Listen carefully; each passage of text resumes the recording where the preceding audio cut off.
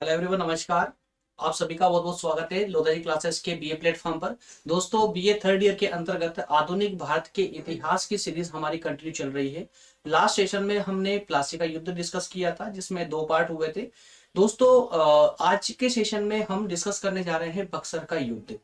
अब ये समझिए कि जिस प्रकार से हमने जब से भारतीय इतिहास का जो फर्स्ट प्रथम पार्ट है, जिसमें 1740 से लेकर के 1857 तक जो हमने डिस्कस किया है दोस्तों, उसके अकॉर्डिंग अगर हम बात करें तो ये सीरीज कंटिन्यू ही चलती आ रही। सीरीज मतलब एक एज ए स्टोरी इसको पढ़ना होगा इतिहास को। तो एक कड़ी से कड़ी जोड़ते जाएंगे तो ये पूरा समझ आता चला जाएगा। दोस्तों, प्लासी का युद्ध जब हुआ था तो हमने उसे कहां तक छोड़ दिया था?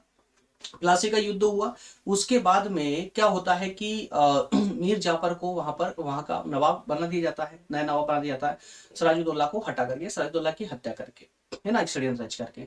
तो अब बंगाल पर किसका शासन चल रहा था? कौन नवाब है दोस्तों? मीर जाफर। अब उससे आगे की कहानी हम अब आज के सेशन में डिस्कस करने जा रहे हैं, जो कि बक्सर के युद्ध पर जाकर समाप्त होगी। अब बक्सर के युद्ध के बाद में बंगाल की परिस्थितियां पूरी तरह से बदल जाएगी। ठीक है ना? चलिए, तो शुरुआत करते हैं आज के सेशन को। दोस्तों, बहुत इंपॉर्टेंट सेशन होने जा रहा है। थोड़ा सा बस टाइम निकाल के बिल्कुल एकदम दिमाग को शांत रख करके इस सभी सीरीज को देखा करें, जिससे कि इतिहास में देखिए यार, आपको कुछ रटने की जरूरत नहीं पड़ती है। अगर पूरी स्टोरी के रूप में अगर आप इतिहास को समझ लेते हो ना, तो कोई प्रॉब्लम आपको आती ही नहीं है। इतिहास से इसी कोई सब्जेक्ट हो ही नहीं सकता यार। बस उसको एक स्टोरी के रूप में उसे समझिए, पूरा स्टेप बाय स्टेप उसको पढ़िए। आप लोग करते क्या है कि इंपॉर्टेंट क्वेश्चन ढूंढने का प्रयास करते हैं कि इंपॉर्टेंट क्वेश्चन क्या है, तो इंपॉर्टेंट के चक्कर में क्या होता है ना, आपकी लिंक पूरी टूट जाती है। तो फिर आपको अदर सब्जेक्ट की तरह उसे रटना ही पड़ता है ना। तो ये गलती ना करें। चलिए, सेशन की शुरुआत करते हैं दोस्तों। शुरुआत करेंगे उससे पहले उन सभी छात्रों के लिए जो पहली बार हमारे सेशन को अटेंड कर रहे हैं, पहली बार देख रहे हैं। दोस्तों, अगर आप कोई प्रतियोगी परीक्षा की तैयारी कर रहे हैं या करना चाहते हैं, तो प्रज्ञान हिंदी पर आपको एक बेहतरीन आपके लिए एक बेहतरीन प्लेटफॉर्म साबित हो सकता है। प्रज्ञान हिंदी प्लेटफॉर्म, जो कि हमारे द्वारा संचालित किया जा रहा है, ओपन प्लेटफॉर्म है यूट्यूब पर। वहां पर अभी दोस्तों सभी क्लासेस पूरी तरह निःशुल्क है। नया चैनल है, अभी अभी क्रिएट किया गया है आप लोगों के लिए ही, क्योंकि आप लोगों की काफी डिमांड आई थी। आपके डिमांड के आधार पर ही कि कोई मतलब मैक्सिमम जो बच्चे हैं, वो उनका कहना था कि बीए के बाद में हमें जो है यूपीएससी की तैयारी करना है। लेकिन एक बेहतरीन प्लेटफॉर्म, बेहतरीन अर्थात ये कि आपकी लेवल देखिए, प्लेटफॉर्म तो बहुत सारे आपको मिल जाएंगे, लेकिन हमारी लेवल के अकॉर्डिंग अगर कोई प्लेटफॉर्म मिले और हमें स्टेप बाय स्टेप हर चीज को समझा के पढ़ाते हुए आगे बढ़े, उसकी नोट्स भी प्रोवाइड कर दे, तो हमें क्या जरूरत पड़ेगी मोटी फीस देकर किसी कोचिंग संस्थान को अटेंड करने की? जरूरत ही नहीं पड़ेगी ना। आपको चाहिए सभी subject step by step, topic wise topic पूरी तरह से अच्छे से डिस्कस हो जाए, और उसके बाद में उसकी नोट्स भी मिल जाए, ताकि आप उसका सटीक रूप से रिविजन लगाकर अपनी खुद की नोट्स भी तैयार कर सके। ठीक है ना? तो इतना ही तो करना होता है, और ये हम करवाने के तैयार हैं आपको। समय समय पर कहां कहां पर आपको गाइड करना है, कहां कहां पर क्या स्ट्रेटेजी में क्या परिवर्तन करना है, क्या क्या करना है, वो सब आपको स्टेप बाय स्टेप प्रज्ञान हिंदी पर मिलता रहेगा। डिस्क्रिप्शन में प्रज्ञान हिंदी की लिंक डलवा दी गई है, वहां से आप उसे ज्वाइन कर सकते हैं। अभी पूरी तरह से निःशुल्क है। जब तक 1000 स्टूडेंट वहां पर नहीं होते, तब तक ही पूरी तरह निःशुल्क है।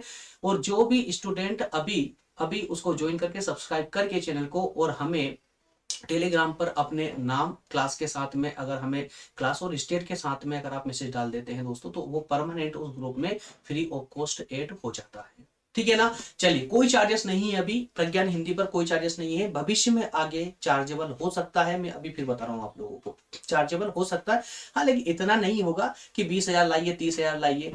मैं अभी से एक अनुमान बताऊं आप लोगों को, तो पर सब्जेक्ट 100 या 200 रुपीज होगा ओनली पर सब्जेक्ट, याद रखिएगा। एकदम इजी, एकदम ऐसा कोई चार्जेबल तो वैसे है नहीं है, इसको भी चार्जेबल नहीं बोलेंगे। 100-200 रुपए कोई विशेष फीस नहीं होती है। चलिए, तो दोस्तों, अगर आप किसी भी कॉम्पिटेटिव एग्जाम की तैयारी कर रहे हैं, तो एक बार विजिट जरूर कीजिए, आपको 100% पसंद आएगा प्लेटफॉर्म। और वहां पर अभी 3 सब्जेक्ट को स्टार्ट कर दिया गया है, जाकर देखिए, उसको समझिए, 1-2 लेक्चर देखिए, आपको खुद समझ आ जाएगा। ठीक है ना? दोस्तों, फर्स्ट यूनिट का अभी इस सेशन में ईस्ट इंडिया कंपनी, भारत में ईस्ट इंडिया कंपनी की सत्ता की स्थापना और प्लासी और बक्सर का युद्ध हम डिस्कस कर रहे थे। फर्स्ट टॉपिक का 4th यूनिट पर हम चर्चा कर रहे थे। ठीक है। आज के सारांश में दोस्तों हम बात करने वाले हैं कुछ बिंदुओं के माध्यम से। ओपन कर देता हूं सभी बिंदुओं को, जिससे आपको पूरा कंप्लीट समझ आ जाए। कुछ 5 बिंदु है, इन पर हमें विशेष फोकस करना है। आज के हमारा सारांश है, इन टॉपिकों पर हमें चर्चा करना है। लेकिन ये टॉपिक क्या है जरा इनको बता दूं मैं। बक्सर का युद्ध, आज के सेशन को हम थोड़े अलग ढंग से पढ़ने वाले हैं। हमने प्लासी का युद्ध कैसे पढ़ा था कि सबसे पहले प्लासी के युद्ध की घटना हमने डिस्कस की, उसके बाद उस युद्ध के कारणों को देखा था और फिर उसके परिणाम को देखा था। इस युद्ध में हम एकदम उल्टा करने वाले। सबसे पहले इस युद्ध के कारण देखेंगे, कारण देखने के बाद इसके युद्ध की घटना को डिस्कस करेंगे, जिससे प्लासी के युद्ध की घटना के साथ में हमारे बक्सर की युद्ध की जो घटना है उसका लिंक बन जाए। ठीक है ना। बस आप सोचना छोड़ दे, टेंशन ना ले, सिर्फ देखिए, ध्यान से सुनिए, आपको खुद समझ आ जाएगा अपने आप कि हमने ऐसा क्यों किया है, उसको उल्टा क्यों किया है। ठीक है ना। लास्ट के पॉइंट में देखेंगे आप, लास्ट में लिखा हुआ बक्सर के युद्ध की प्रमुख घटना है। ठीक है ना। उससे ऊपर हमने सब कुछ डिस्कस किया है इसके कारणों को। तो स्टेप बाय स्टेप हमने इसको अरेंज करने का प्रयास किया है और आपके सिलेबस से हूबहू मैच होगा। डोंट वरी, बिल्कुल भी टेंशन नहीं लेना है ना। जब तक हम हैं टेंशन नहीं लेना है। हम हैं और कोई सिलेबस पढ़ा रहे हैं, सब्जेक्ट पढ़ा रहे हैं और वो सब्जेक्ट आपके सिलेबस में है तो बिल्कुल निश्चिंत होकर बैठ जाइए। उस सब्जेक्ट को कंप्लीट कराने की गारंटी हमारी है। Don't worry. ठीक है ना। चलिए शुरुआत करते हैं दोस्तों, सेशन की शुरुआत करते हैं। इससे क्वेश्चन आप खुद निकाल लीजिएगा। क्वेश्चन ज्यादा क्वेश्चन नहीं है, जैसे कि बक्सर का युद्ध और प्लासी के युद्ध दोनों को मर्ज करके जितने क्वेश्चन बन सकते हैं आसान तरीके से उनको बना लेंगे। इससे संबंधित यहाँ पर क्वेश्चन आएंगे। ठीक है ना। चलिए सबसे पहले दोस्तों बात करेंगे मीर कासिम को नवाब के पद से हटाना। चलिए इससे पहले थोड़ा सा अपन डिस्कस कर लेते हैं कि ये एक्चुअल में क्या था, जिससे आपकी एक लिंक बन जाए। जैसे प्लासी के युद्ध में हमने 5-10 मिनट पहले इस पर बात की थी, चर्चा की थी। ठीक है, इस तरह से एक्चुअल में दोस्तों क्या हुआ कि प्लासी के युद्ध, वैसे तो प्लासी का युद्ध कोई युद्ध नहीं था, एक षड्यंत्र था। ओनली एक षड्यंत्र था अंग्रेजों का और सिराजुद्दौला के राजदरबारियों का या उसके परिवार वालों का। ठीक है ना। तो इस षड्यंत्रकारी युद्ध जो था ये कंप्लीट होता है, सिराजुद्दौला की हत्या कर दी जाती है और बंगाल के पद पर जो है मीर जाफर को नवाब के रूप में अंग्रेजों के द्वारा बिठा दिया जाता है। यहां तक क्लियर है। अब इसके बाद मीर जाफर को अंग्रेजों ने बिठाया था सिंहासन पर, गद्दी पर। तो अब अंग्रेजों की सारी बातों को मानना, अर्थात अंग्रेजों की सभी मांगों को मानना मीर जाफर के लिए मजबूरी बन चुका था। शुरुआत में तो मीर जाफर अंग्रेजों को संतुष्ट करता रहा, जहां जहां उन्होंने पैसा मांगा, जहां जहां पर जो जो भी उनकी मांगे थी वो सारी पूरी करता रहा। लेकिन आगे चल के उसे वही अंग्रेजों की मांगे अब खटकने लगी। कारण कि अब बंगाल की आर्थिक स्थिति धीरे धीरे समाप्त होती जा रही थी, बंगाल का शोषण होने लगा। ठीक, एक तरफ तो अंग्रेज जो है कर इकट्ठा कर रहे थे बंगाल के पूरे क्षेत्र से। उसके बाद उसके बाद में कुछ बचा खुचा कर नवाब भी इकट्ठा, क्योंकि अब सरकार कैसे चलाएंगे, राज्य कैसे चलेगा अगर नवाब को कर नहीं मिलेगा, अतिरिक्त आय अगर नवाब की नहीं होगी तो वो राज्य चल ही नहीं सकता था, है ना। तो मीर जाफर के सामने कई प्रकार की समस्याएं आने लगी। अब इससे मीर जाफर धीरे धीरे अंग्रेजों की मांगों को धीरे धीरे ठुकराने लगा या इग्नोर करने लगा। अब इस बातों से अंग्रेज अधिकारी खुश नहीं थे। उन्हें अब ऐसा लगा कि मीर जाफर अंग्रेजों की बातें नहीं मान रहा, इसलिए अब मीर जाफर को हटा करके कोई नया नवाब बनाना चाहिए। अब इस क्रम में अंग्रेजों ने मीर कासिम से, याद रखना मीर कासिम से, नाम याद रखिएगा आप लोग, मीर कासिम से एक मोटी रकम लेकर के जाफर को हटाकर मीर कासिम को वहां का नवाब बना दिया। अब अंग्रेजों से एक गलती एक ये हो गई कि जिस मीर कासिम से पैसा लेकर उसे नवाब बनाया था वो मीर कासिम भी सिराजुद्दौला की फोटोकॉपी निकला, मतलब योग्य शासक निकला, योग्य नवाब निकला। बेटा कुछ ही समय, कुछ ही महीनों मान लीजिए, उसने अंग्रेजों की बातों को तो माना, लेकिन धीरे धीरे उसने नवाब की पद पर बैठते ही मीर कासिम ने यह प्लान करना चालू कर दिया कि किस तरह से अंग्रेजों के इस जो दबाव है, प्रभाव है, इससे छुटकारा पाया जा सकता है। इसके लिए सबसे पहले उसने अपनी राजधानी को परिवर्तित कर लिया, राजधानी चेंज कर ली। राजधानी चेंज करने से क्या हुआ कि अंग्रेजों का प्रभाव थोड़ा उन पर कम हुआ। इसके बाद में उसने कुछ नए रूल्स भी लागू कर दिए बंगाल के लिए। कुछ जिन जिन क्षेत्रों से अंग्रेज कर वसूल कर रहे थे उन कुछ अधिकारों को वहां से भी अंग्रेजों से छीनने लगा। वो अंग्रेजों की किलाबंदी या जितने भी अधिकार थे, सेना का गठन करना, इस पर प्रतिबंध लगाने लगा। तो कई प्रकार के मीर कासिम कई प्रकार के कार्य ऐसे करने लगा जो अंग्रेजों की नजरों में खटकने लगे। खटकने लगा। ठीक है, अब इस स्टोरी को यहीं तक रोकिएगा आप लोग। अब जरा समझिए कि जो मीर कासिम जो कार्य कर रहा था अंग्रेजों के प्रभाव से छुटकारा पाने के लिए, उन पर ही हम यहाँ पर बात करने वाले हैं। जो चार जो पॉइंट आपको बताए हैं मैंने, ये चार वाले 1 2 3 4, ये वही कार्य है जो मीर कासिम अंग्रेजों के विरुद्ध कर रहा था। ठीक है ना। अब इस स्टोरी के बाद में हमारा पूरा लेक्चर 4 पॉइंट क्लियर है। उसके बाद की कहानी भी थोड़ी सी अभी सुन लेंगे तो आपकी पूरी लिंक क्रिएट यही कंप्लीट हो जाएगी। उसके बाद में हम लेक्चर के माध्यम से पूरा इसको क्लियर कर लेंगे। इसके बाद होता क्या है कि अब मीर कासिम के इस हीन हरकतों से, मीर कासिम के इन कार्यों से अंग्रेज कंपनी हो जाती है गुस्सा। क्यों? क्योंकि अब अंग्रेजों को लगता है कि ये लोग मीर कासिम जो है अपने प्रभाव में मतलब कठपुतली नवाब की तरह कार्य नहीं कर रहा है। तो अब फिर से कंपनी क्या करती है, मीर जाफर से फिर कुछ पैसा लेती है और मीर जिसको हटाया था उसी मीर जाफर को फिर से गद्दे पर बिठा देती, मीर कासिम को भगा देती वहां से। ठीक है ना। अब मीर कासिम वहां से भाग करके उसे जो वहां से पद से हटाया, तो वो जो अपमान था मीर कासिम को अपमान लगा और उस अपमान को वो सहन नहीं कर पाया और उस अपमान को लेकर के ही वो जो है अवध के नवाब शुजाउद्दौला के पास पहुंच जाता है। किसके पास? अवध के नवाब शुजाउद्दौला के पास। अवध के नवाब शुजाउद्दौला और उसके जो पूर्वज रहे हैं उनकी पहले से ही बंगाल पर नजरें गड़ी हुई थी। बंगाल में प्रभाव जमाना चाहते थे कौन? शुजाउद्दौला और उसके पूर्वज भी, लेकिन कभी भी वो कर नहीं पाए थे अली वर्दा खान जैसे नवाबों के कारण प्रभाव नहीं जमा पाए थे। तो इन जो अवध के नवाब थे शुजाउद्दौला या उसके परिवार को पहला मौका मिला था मीर कासिम के द्वारा, जिससे वो बंगाल पर अपना प्रभाव जमा पाए। तो ऐसी स्थिति हुई, मीर कासिम गया अवध में शुजाउद्दौला के पास, और शुजाउद्दौला के पास पहले से ही मुगल सम्राट शाह आलम द्वितीय पहले से ही वहीं पर उनके पास ही थे, मिलने के लिए आए होंगे, कुछ कार्य होगा उनका। ठीक है, वहीं बैठे हुए थे। तो ऐसे में क्या हुआ, तीनों लोग आपस में मिल गए। कौन कौन? मीर कासिम शुजाउद्दौला के पास आया और शुजाउद्दौला के पास पहले से ही शाह आलम द्वितीय जो कि मुगल सम्राट थे वो आए हुए थे। तीनों लोग आपस में मिले, तीनों में बातचीत हुई और तीनों ने अंग्रेज कंपनी के विरुद्ध युद्ध करने का निर्णय लिया संगठित रूप से। अब संगठित रूप से जब इन्होंने युद्ध करने का निर्णय लिया और ये पहुंच गए बक्सर के मैदान में और एक हुआ घमासान युद्ध। अब इस घमासान युद्ध में जो है दोस्तों, अब इनकी नालायकी कहिए, लापरवाही कहिए या इनका अनुभवहीन होना कहिए, कुछ भी आप कह सकते हैं, जैसा जो शब्द आपको उचित लगे। दरअसल ये इतनी बड़ी सेना के बावजूद अंग्रेज कुछ मुट्ठी भर अंग्रेजों का सामना नहीं कर पाए।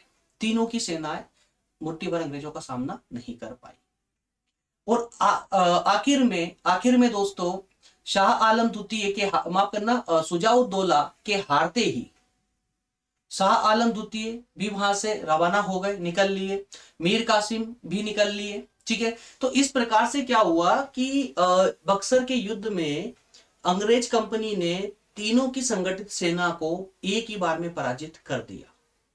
अब जब अंग्रेजों ने तीनों की सेना को पराजित किया, तब अंग्रेज कंपनी को भी अपनी शक्ति का परिचय हुआ कि वो किस प्रकार से अब 3 नवाबों का एक साथ सामना कर सकते हैं।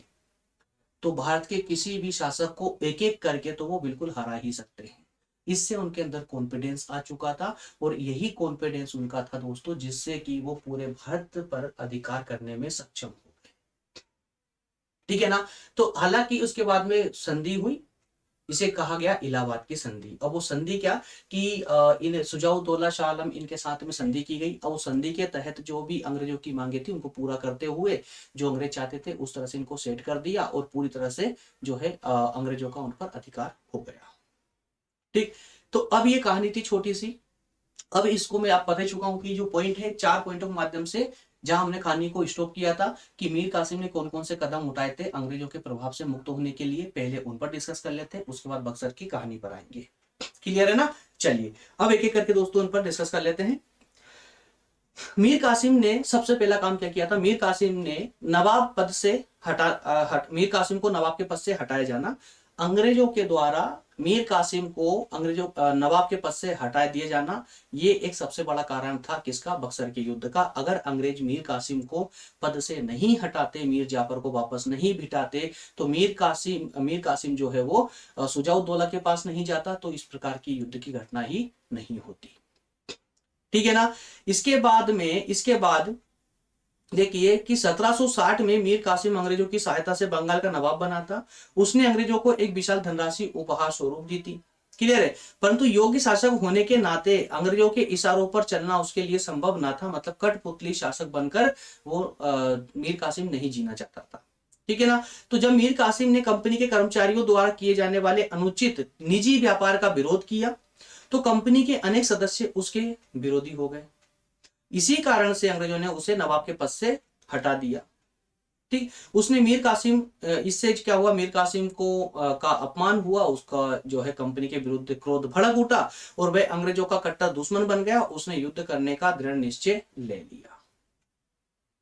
क्लियर है। चलिए नेक्स्ट पॉइंट है दोस्तों, मीर कासिम द्वारा अंग्रेज बंदियों की हत्या करना।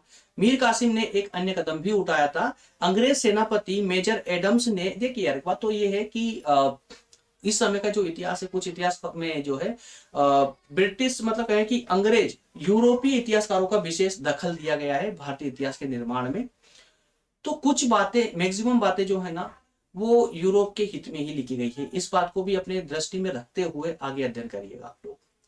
तो अंग्रेज सेनापति मेजर एडम्स ने मीर कासिम की सेनाओं को कड़वा, गिरिया, मुर्शिदाबाद, मुंगेर आदि स्थानों पर पराजित किया। किसने? अंग्रेज सेनापति मेजर एडम्स ने मीर कासिम की सेना को पराजित, मतलब मीर कासिम के साथ में युद्ध किया, उसकी सेना के साथ युद्ध किया और उनको पराजित कर दिया। ठीक। तो इससे मीर कासिम भड़क उठा और अंग्रेज समर्थक सैकड़ों व्यक्तियों की मीर कासिम ने हत्या करवा दी। बाद में उसने समरू नामक एक जर्मन की सहायता से 200 अंग्रेज बंदियों को की भी हत्या करवा दी। किसने? मीर कासिम ने। अतः बंगाल पर अपने प्रभाव की वृद्धि के उद्देश्य से सुजाउद्दौला मीर कासिम की सहायता करने के लिए तैयार हो गया। ठीक है। क्या कहा? मीर कासिम की सहायता करने के लिए तैयार कौन हो गया? अवध का नवाब सुजाउद्दौला। अवध का नवाब सुजाउद्दौला। ठीक है ना। सुजाउद्दौला का स्वार्थ भी बक्सर के युद्ध का एक विशेष कारण बना। स्वार्थ क्या था? मैंने आपको स्टोरी में बताया। सुजाउद्दौला और उसके जो पूर्वज रहे, उन्होंने पिछले कई वर्षों से उनकी बंगाल पर दृष्टि थी, लेकिन बंगाल के नवाब शक्तिशाली नवाब हुआ करते थे। इस कारण से उनमें हिम्मत नहीं थी कि वो बंगाल पर एक आक्रमण भी करे। ठीक है। लेकिन अब ये उनको एक खुला ऑफर मिल गया था। बंगाल से भागकर मीर कासिम पटना पहुंचा। पटना से अवध के नवाब सुजाउद्दौला की शरण में चला गया। सुजाउद्दौला और उसके पूर्वज लंबे समय से बंगाल पर गिद्ध की दृष्टि लगाए हुए थे। बंगाल पर अपने प्रभाव की वृद्धि के उद्देश्य से सुजाउद्दौला मीर कासिम की सहायता करने के लिए तैयार हो गया। ठीक। मीर कासिम सुजाउद्दौला शाह आलम का गठबंधन। इसके बाद में मीर कासिम सुजाउद्दौला और शाह आलम द्वितीय जो मुगल सम्राट थे, इन तीनों का गठबंधन हुआ और इन्होंने अंग्रेजी कंपनी के विरुद्ध युद्ध करने का फैसला लिया। तो मुगल सम्राट शाह आलम इस समय अवध आया हुआ था। वह भी अंग्रेजों से बहुत नाराज था, क्योंकि बंगाल तथा बिहार पर मुगल सम्राट के प्रभाव को स्थापित करने के 3 प्रयास अंग्रेजों ने असफल कर दिए थे। मतलब लगभग अंग्रेज मुगल सम्राट शाह आलम द्वितीय की शक्ति को भी पूरी तरह से छीन कर चुके थे, लगभग पूरी तरह से छीन कर चुके थे। अतः वह भी अंग्रेजों के विरुद्ध संगठन में सम्मिलित हो गया। इस प्रकार इस गठबंधन ने अंग्रेजों के विरुद्ध युद्ध की घोषणा कर दी या युद्ध की तैयारी करना आरंभ कर दिया। ठीक है। आखिरी जो है दोस्तों वो है बक्सर युद्ध की प्रमुख घटना है। तो क्या घटना घटित हुई? 23 अक्टूबर 1764 ईस्वी को गंगा नदी के किनारे पर बक्सर नामक स्थान पर अंग्रेज मीर कासिम सुजाउद्दौला और शाह आलम द्वितीय लगाना भूल गया दोस्तों, यहाँ पर द्वितीय नहीं लिखा, शाह आलम के पीछे द्वितीय लगा दीजिएगा। तो शाह आलम की सेनाओं के मध्य में एक भीषण संग्राम हुआ, भीषण युद्ध हुआ। दोनों ओर से काफी संख्या में सैनिक मारे गए। अंत में इस युद्ध में अंग्रेज विजय रहे। मुगल सम्राट शाह आलम ने अंग्रेजों से समझौता कर लिया तथा मीर कासिम युद्ध क्षेत्र से भाग गया। मुगल सम्राट शाह आलम द्वितीय ने युद्ध में क्षेत्र में ही अंग्रेजों से समझौता कर लिया था और इस प्रकार से शाह आलम द्वितीय और अवध के नवाब सुजाउद्दौला, ये दोनों जो है दोस्तों संधि के लिए मान गए थे और इनको लेकर जो संधि हुई थी वही इलाहाबाद की संधि कहलाती है। क्लियर है। शुजाउद्दौला ने कुछ समय तक युद्ध जारी रखा, परंतु वह अकेले कुछ नहीं कर पाया। अंत में उसने भी कोटा नामक स्थान पर आत्मसमर्पण कर दिया। इस प्रकार बक्सर का युद्ध भी समाप्त हो गया। ठीक, तो अब देखिए, ये तो एक एग्जैक्ट डाटा था जो आपके एग्जाम के लिए महत्वपूर्ण है। आप एग्जाम में इसको पुट कर सकते हो, कोई प्रॉब्लम नहीं है। लेकिन स्टोरी आपके मस्तिष्क में छपी हुई होना चाहिए कि स्टोरी क्या थी। स्टोरी के अनुसार दोस्तों अगर आप इसको याद करेंगे तो आपके लिए बहुत इजी हो जाएगा, है ना। मीर कासिम का पद से हटाया जाना, उसके बाद उसका शुजाउद्दौला और शुजाउद्दौला की शरण में जाना, और शाह आलम का शुजाउद्दौला के पास होना, तीनों का संगठन बनना, तीनों के द्वारा अंग्रेज कंपनी के विरुद्ध युद्ध को छेड़ना, ये एक प्रमुख एक घटना थी। ठीक, और इस प्रकार से युद्ध लड़ते हुए अंग्रेजों की जीत का डंका बजना, और फिर मीर कासिम का युद्ध क्षेत्र से भाग खड़े होना। अब जो मेन जो व्यक्ति था, जो मेन लीडर था युद्ध का, वही युद्ध क्षेत्र से भाग जाता है, तो शाह आलम द्वितीय को तो कोई लेना देना ही नहीं था। शुजाउद्दौला को भी कोई मतलब नहीं था। हाँ, मतलब था, स्वार्थ था, परंतु मेन जो नायक था इस युद्ध का वो मीर कासिम था, वही युद्ध से भाग खड़ा हुआ। शुजाउद्दौला और शाह आलम द्वितीय, इन दोनों, ये दोनों, वैसे शाह आलम द्वितीय पहले संधि के लिए बुजुर्ग हो चुके थे यार, बुजुर्ग हो गए थे, तो वो संधि के लिए मान गए, अच्छा हुआ, अन्यथा उनको युद्ध क्षेत्र में ही अपने प्राण त्यागने पड़ते। इसके बाद में भी शुजाउद्दौला ने है जो है कुछ समय तक लड़ते रहे चोरी छुपके, है ना, लेकिन अकेला होने पड़ जाने के कारण उनको मालूम था कि वो अंग्रेज कंपनी का अकेले सामना नहीं कर पाएंगे। और इसके अलावा जो क्षेत्रीय राजा थे, ये नवाब थे, उन्होंने शुजाउद्दौला का किसी भी प्रकार से कोई साथ नहीं दिया। अगर उस समय भी अगर शुजाउद्दौला का किसी ने साथ दिया होता, अगर भारत के छोटे छोटे राज्यों में जो शासक थे, अगर उन्होंने मिलकर के, 4-5 शासकों ने भी अगर मिलकर के कंपनी के विरुद्ध युद्ध लड़ा होता, तो दोस्तों इतने वर्ष जो हमारा भारत गुलाम रहा, वो गुलामी की तकलीफ भारत को नहीं सहनी पड़ती, और भारत जो है आज भी सोने की चिड़िया कहलाता। आई थिंक कि भारत आज अमेरिका से भी ज्यादा अमीर कंट्री होती, अमीर देश होता, किसी प्रकार की कोई भी कमी भारत में नहीं होती। ठीक है ना। तो इस प्रकार से दोस्तों युद्ध में इनके हार जाने से ब्रिटिश कंपनी का जो कॉन्फिडेंस था वो बढ़ जाता है। अब कॉन्फिडेंस बढ़ने से क्या हुआ कि उनको अच्छे से समझ आ चुका था कंपनी को अब तक, कि अब कंपनी जो है एक एक शासक को तो आराम से पराजित कर सकती है, हरा सकती है।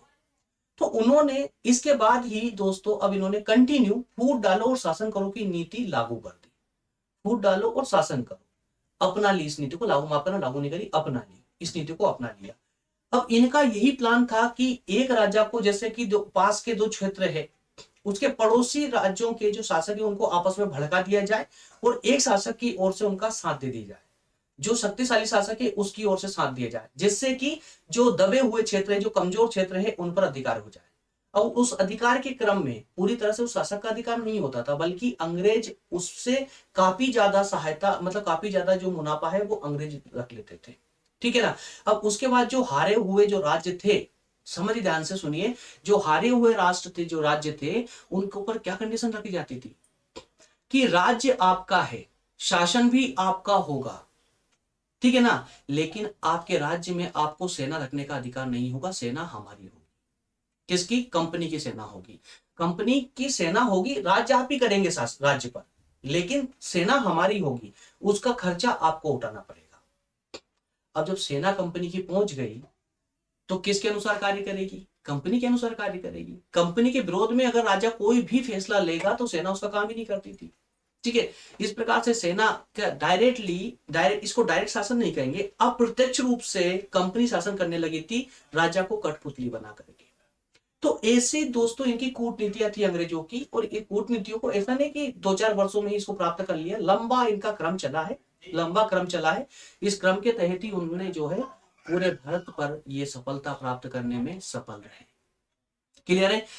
उम्मीद करता हूं दोस्तों ये पूरा पार्ट आपको बहुत अच्छे समझ आया होगा, और पूरा प्लासी के युद्ध से लेकर बक्सर के युद्ध तक की पूरी घटना आपको अच्छे समझ आई होगी।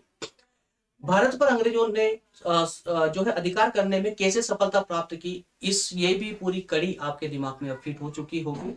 ठीक है ना। नेक्स्ट सेशन से दोस्तों हम बात करेंगे इसके आगे की कहानी, जिसमें ब्रिटिश कंपनी ने दोस्तों शुजाउद्दौला और शाह आलम द्वितीय के साथ में संधि की थी, जिसे इलाहाबाद की संधि कहा गया है। ठीक है ना, इलाहाबाद की संधि। तो इलाहाबाद की संधि को भी हम नेक्स्ट सेशन में डिस्कस करेंगे, बहुत इंपॉर्टेंट पार्ट, जो कि आपका प्लासी बक्सर की दोनों कड़ियों को जोड़ते हुए प्लास जो इलाहाबाद की संधि है यहाँ पर ये कड़ी समाप्त हो जाएगी। क्लियर है? मिलेंगे नेक्स्ट सेशन में दोस्तों, तब तक आप सभी का बहुत बहुत धन्यवाद। Thank you.